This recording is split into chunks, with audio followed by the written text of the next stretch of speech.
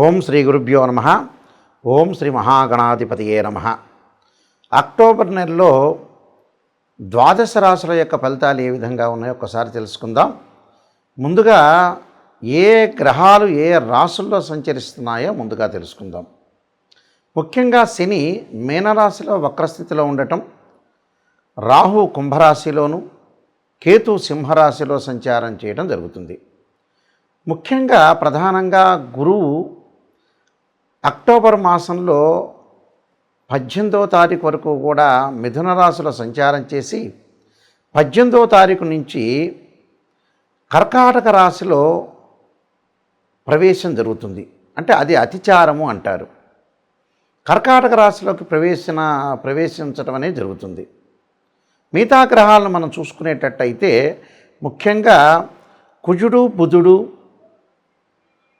తులారాశిలో సంచారం చేయటం, అక్టోబరు ప్రథమార్థంలో శుక్రుడు సింహరాశిలోను, ద్వితీయార్థంలో కన్యారాశిలోను సంచారం చేయటం, రవి ప్రథమార్థంలో కన్యారాశిలోను, అలానే ద్వితీయార్థంలో వచ్చేటప్పటికల్లా అంటే అక్టోబర్ 18వ తారీఖు తర్వాత రవి తులారాశిలో సంచారం చేస్తారు. ఈ సంచారాల వల్ల ఈ గ్రహాల యొక్క విషయంలో మనం ముందుగా ముఖ్యంగా ఎలాంటి రాశుల వాళ్ళకి ఎలాంటి ఫలితాలు కలుగుతాయో ఒకసారి పరిశీలన చేద్దాం. తులారాశి వాళ్ళకి భాగ్యస్థానంలో గురువు యొక్క సంచారం అనేది 18వ తారీఖు వరకు ఉంటుంది. ఆర్థిక పరంగా లాభాల బాటలో ఉండే అవకాశాలు, అధిక ఆదాయాన్ని పొందే అవకాశం ఉంటుంది.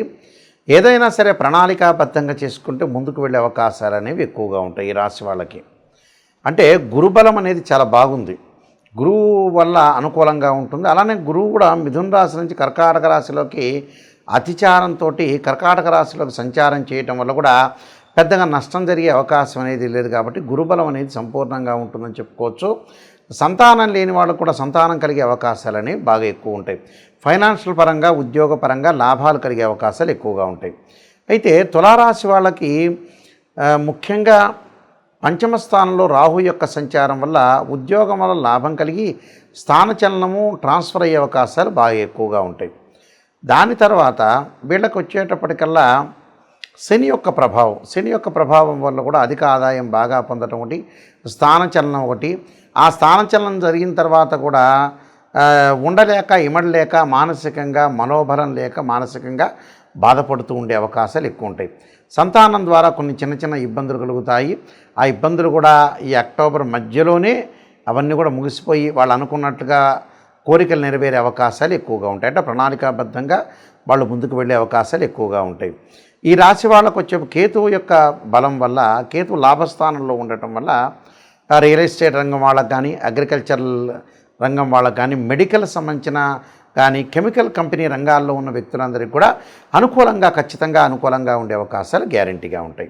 అలానే తీర్థయాత్రలు, పుణ్యక్షేత్రాలు సందర్శన చేయటం, ఆధ్యాత్మిక జ్ఞానాన్ని పెంపొందించుకునే అవకాశాలు, నిజాలు తెలుసుకోవటం, అలానే శత్రువులు మిత్రులుగా మారిపోయే అవకాశాలు కూడా బాగా ఎక్కువగా ఉంటాయి ఈ రాశి వాళ్ళకి జన్మంలో రవి యొక్క సంచారం వల్ల, జన్మంలో రవి ఉంటాడు ఎప్పుడు ద్వితీయార్థం రవి ఉండటం వల్ల ఉద్యోగ ప్రయత్నాలు బాగుండటం, ఉద్యోగపరంగా ఇబ్బందులు లేకుండా ఉండే అవకాశాలు ఎక్కువగా ఉంటాయి.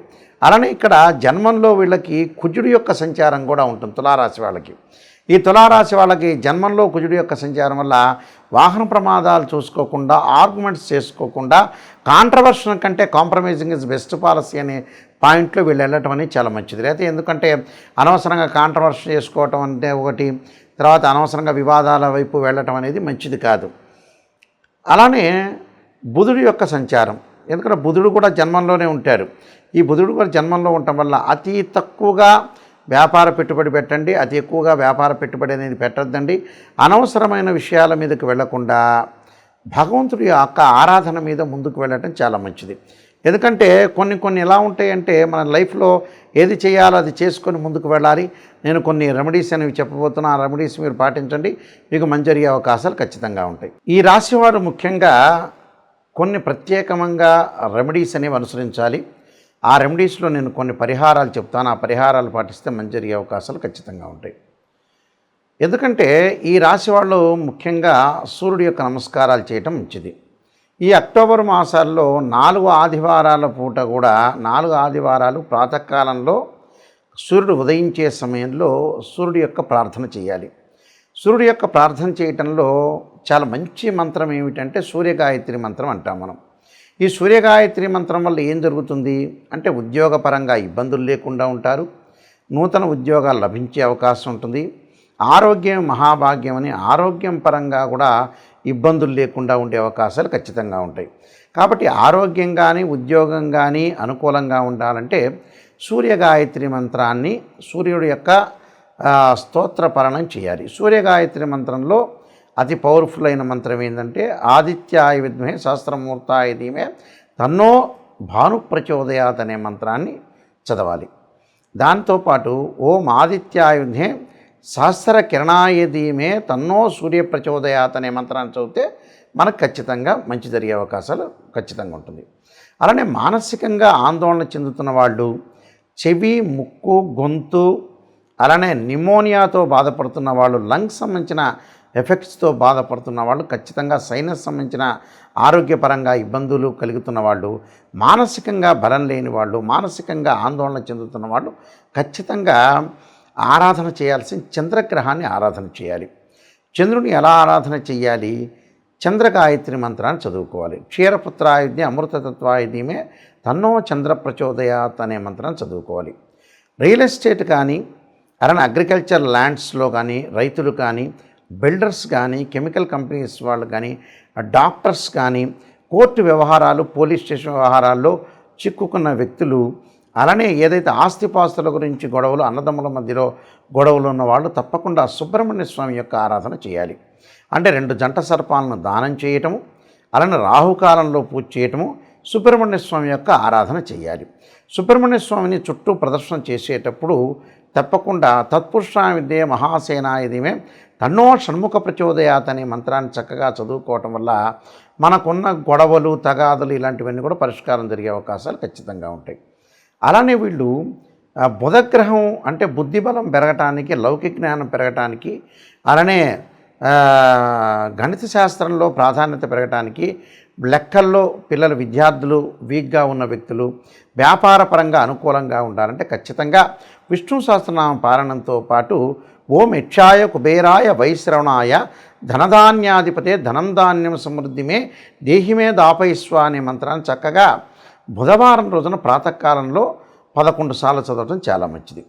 అలానే విద్య యందు అనుకూలంగా లేకపోవటం, విద్య పిల్లలకి మర్చిపోవటం చదివినంతా కూడా, అలానే ధనపరంగా ఇబ్బందులు కలుగుతున్న వాళ్ళు, మొండి బాకీలు వసూలు కాని వాళ్ళు, ఉద్యోగ ప్రయత్నాలు కూడా అనుకూలంగా లేని వాళ్ళు, అలానే ఫైనాన్షియల్ పరంగా ట్రబుల్స్ ఉన్న వ్యక్తులు ఎవరైతే ఉంటారో వాళ్ళందరూ కూడా సంతానపరంగా ఇబ్బందులు కలిగిన వ్యక్తులు ఎవరైతే ఉంటారో వాళ్ళందరూ కూడా తప్పకుండా దత్తాత్రేయ స్వామి పారాయణం దత్త కవచాన్నితో పాటు ఓం దేవానాంచ ఋషీనాంచ గురుకాంచన సన్నిభం బుద్ధిమతం త్రిలోకేశం తమ నమామిం బృహస్పతిం అనే మంత్రాన్ని చక్కగా చదువుకోవటం వల్ల కూడా వీళ్ళకి మంచి జరిగే అవకాశాలు ఖచ్చితంగా ఉంటాయి. అలానే వివాహం కాని స్త్రీ పురుషులు ఎవరైతే ఉంటారో మాకు వివాహాలు కావట్లేదు, దగ్గరికి వచ్చినట్టు వచ్చి వెళ్ళిపోతున్నాయనే వ్యక్తులు అమ్మవారి యొక్క ఆరాధన చేయాలి. అమ్మవారి యొక్క ఆరాధనతో పాటు మహాలక్ష్మి అంటే మహాకాళి, మహాలక్ష్మి, మహాసరస్వతిని ప్రార్థన చేయాలి. అలానే కాత్యాయనాయుధ్యే కన్యాకుమారి ధీమహి తన్నో దుర్గి ప్రచోదయాత్ అనే మంత్రాన్ని చదవటం వల్ల శీఘ్రంగా వివాహం జరిగే అవకాశాలు ఉంటాయి. అలానే శుక్రవారం రోజున బొబ్బర్లు దానం చేయటం, వీలైతే బొబ్బర్లు ఆవుకు పెట్టే అవకాశం అనేది చూసుకోవాలి. అలానే వీలైతే శుక్ర జపం చేయించటం, అలానే అబ్బాయిలు వివాహం కాలేదంటే వరపాశుపతాస్త్ర అంటే కన్యాపాశుపతాస్త్ర రుద్రాభిషేకం, అమ్మాయిలు వచ్చేటప్పటికల్లా అంటే అబ్బాయిలు వచ్చేటప్పటికల్లా ఈ శుక్రుడి గురించి మళ్ళీ రిపీట్గా చెబుతున్నాను చూడండి ఒక్కసారి. శుక్రగ్రహం నుంచి మళ్ళీ చెబుతున్నా. ఎవరైతే అమ్మాయిలకు వివాహం కావట్లేదో అబ్బాయిలకు వివాహం కాకపోతుంటే వీళ్ళు శుక్రగ్రహం యొక్క అనుకూలత ఉండాలి. శుక్రుడు కళత్రకారకుడు, వివాహకారకుడు, సుఖాన్ని భోగాన్ని సౌఖ్యాన్ని ఇచ్చేవాడు శుక్రుడు. ఈ శుక్రగ్రహం వల్ల మరి ఎవరికైతే వివాహం కావట్లేదో అబ్బాయిలు కన్యాపాశుపతాస్త్ర రుద్రాభిషేకం, అమ్మాయిలు వరపాశుపతాస్త్ర రుద్రాభిషేకం చేయటం, శుక్ర జపము, శుక్ర హోమం చేసుకోవటం, భృగుపాశుపతాస్త్ర రుద్రాభిషేకం చేసుకోవటం వల్ల చాలా మంచి జరిగే అవకాశం ఖచ్చితంగా ఉంటుంది. అలానే ఆయు ప్రమాణం తగ్గుతూ ఉండి ఆరోగ్యపరంగా నష్టాలు జరుగుతున్న వ్యక్తులు శని యొక్క ప్రభావం ఉంటుంది కాబట్టి శని యొక్క ఆరాధన చేయాలి. వీలైతే మరి నువ్వుల నూనెతోటి శివుడికి అభిషేకం చేయటం వల్ల ఆయు ప్రమాణం పెరుగుతుందని శాస్త్రంలో చెప్పారు. అలానే విదేశాలకు వెళ్లకుండా, విదేశాలకి ఏదైతే వీళ్ళకి వీసా రాకపోవటం, విదేశాల్లో ఉన్న వ్యక్తులకు కూడా అక్కడ వాళ్ళకైతే మంచి వ్యాపారం కానీ అలానే మంచి జాబ్ కానీ రాకుండా, గ్రీన్ కార్డు కూడా రాకుండా ఉన్న వ్యక్తులు, విదేశాల్లో ఉన్న వ్యక్తులు ఎవరైతే ఉంటారో రాహు యొక్క ఆరాధన చేయాలి. అర్ధకాయ మహావీరం చంద్రాదిత్యమర్దనం సింహకాగర్భ సంభూతం తమ రాహుం ప్రణమామ్యం అనే మంత్రాన్ని చక్కగా చదువుకోవాలి. అలానే జ్ఞానవృద్ధి లేకుండా, ఎక్కడైనా సరే ఆధ్యాత్మిక చింతన లేకుండా మొండిగా ఉండి కోపాన్ని బాగా ఎక్కువగా తగ్గించుకోలేని వ్యక్తులు, కోప్పడుతుంటే చికాకులు కలిగి అలానే గొడవలు పడుతున్న వ్యక్తులు ఎవరైతే ఉంటారో వాళ్ళు కేతు యొక్క ఆరాధన చేయాలి. కేతువుకు అధిష్టాన దేవతైన గణపతి యొక్క ఆరాధన చేయాలి. గణపతిని గకార స్తోత్రంతో గరికతోటి పూజ చేయటం వల్ల వాళ్ళకి జీవితంలో ఉండే విఘ్నాలన్నీ కూడా తొలగిపోయే అవకాశం ఖచ్చితంగా ఉంటుంది. ఈ రాశి వాళ్ళందరికీ కూడా శ్రీ పరమేశ్వరుడి యొక్క అనుగ్రహాన్ని ఉండాలని ఆశిస్తూ, మీ అందరికి కూడా మంచి జరగాలని ఆశిస్తూ సర్వే జనా సుఖినో భవంతు.